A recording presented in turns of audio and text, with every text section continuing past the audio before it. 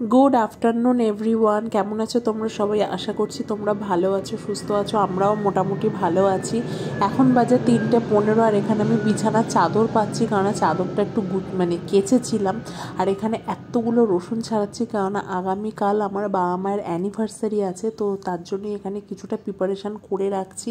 আর এই সব থেকে কঠিনতম কাজ হচ্ছে না এই রসুন ছাড়ানো, কারণ পেঁয়াজ আদা খুব ইজিলি ছাড়িয়ে নেওয়া যায়, তো রসুনটাই না অনেকটা টাইম টেকিংয়ের ব্যাপার। তো যাই হোক, এসব রসুন ছাড়িয়ে আমি বিকালবেলা চলে গেছিলাম পড়াতে। আর শ্যাম্পু করেছি, তো চুলটা মোটামুটি ভেতরে শুকায়ও নি, ভেতরে পুরো ভিজা ভিজা হয়ে রয়েছে। তো যাই হোক, চুলটা এরম করে ছেড়েই যাচ্ছি, যাতে ভেতরটা তাড়াতাড়ি করে শুকিয়ে যায়। চুল ভেজা থাকলে না সেইটা নিয়ে যদি বেঁধে ফেলি, আমার মাথায় খুব যন্ত্রণা করতে শুরু করে।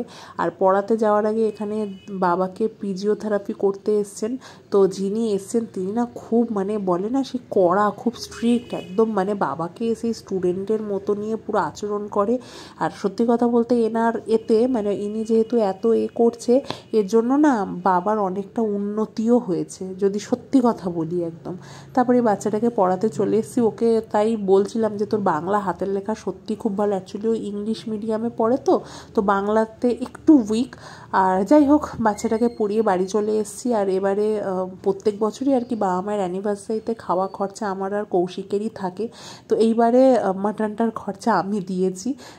তো যাই হোক, আরও অনেক কিছু রান্নাবান্না হবে। তো কৌশিক এখানে মাটনটা আমাকে দেখাচ্ছে যে সব ঠিকঠাক পিস করে এনেছি কিনা, কারণ আমি ওকে বলেছিলাম যে একটু বড় বড় করে আনতে।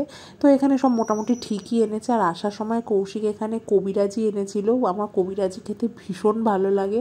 আর এই সসটা না নষ্ট হয়ে গেছিলো, তো কী আর করবো, শুধু কবিরাজিটা দিয়েই খেয়েছি। আর স্যালাড ছিল, কাসুন্দি দেয়, কাসুন্দিটা না পুরোপুরি নষ্ট হয়ে গেছিলো একদম।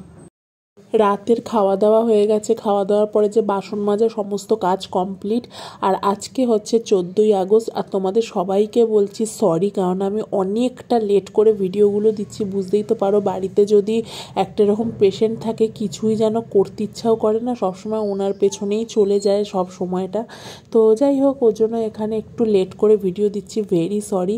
গেছিলাম হচ্ছে আজকে যে রাত দখল, 14ই আগস্ট যে রাত দখল করা হয়েছিল, সেই রাত দখলে সবাই মিলে রাত দখল করতে গেছিলাম।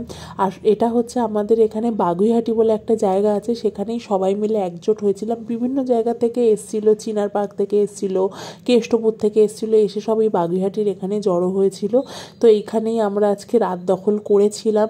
সত্যি কথা বলতে না, কি থেকে যে কি হয়ে গেল, এত বড় একটা ঘটনা। আমরা কিন্তু এখন কেউই সেফ না, যদি বলতে চাই কোনো মেয়েই এখন সেফ না। মেয়েরা সব সময় রাস্তায় বেরোতে গেলে রাত্রের বেলা মেয়েরা রাস্তায় বেরোবে না, মেয়েরা রাস্তায় রাত্রেবেলা বেরোতে গেলে তাদের ভয় করে, বাড়ির লোক বলে যে রাস্তায় বেরোস না রাত্রেবেলা। কিন্তু এই জিনিসটা কেন?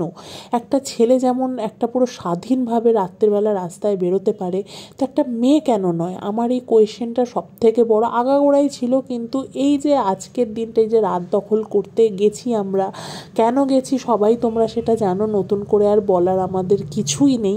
তো এই জিনিসটা আমার খুব খারাপ লাগে যে একটা মেয়ে কেন স্বাধীন হয়ে একটা রাস্তায় রাত্রেবেলা বেরোতে পারবে না। আমি চাই যে মেয়েরাও স্বাধীন হয়ে বেরোক। একটা ছেলে যেমন রাত্রেবেলা কোনো ভয় পায় না, নির্ভয় বেরোয়, একটা মেয়েও যেন নির্ভয় রাস্তায় বেরোতে পারে। তো তার জন্যই আন্দোলন। আর আরজি করে যে ঘটনাটা হয়েছে, তার যেন যারা অভিযুক্ত তারা যেন যথাযথ শাস্তি পায়।